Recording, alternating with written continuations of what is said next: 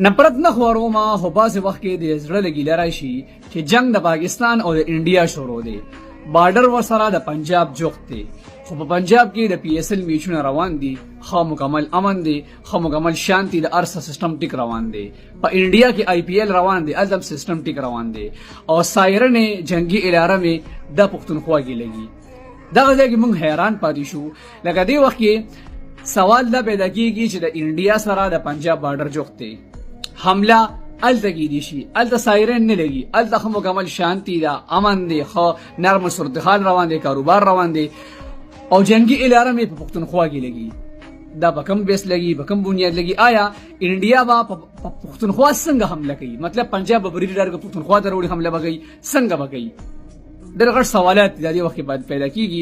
باقي موږ نفرت نه خورو، موږ به دا ووایو چې دې وخت کې پنجابي هم زموږ ورور دی، سندي هم زموږ ورور دی، بلوچي هم زموږ ورور دی، ټول یو کلمې وروڼه یو، هېڅ قسمه نفرت نه خورو. خو د زړه له بعضې وخت کې خامخا ګیله راځي چې دا ولې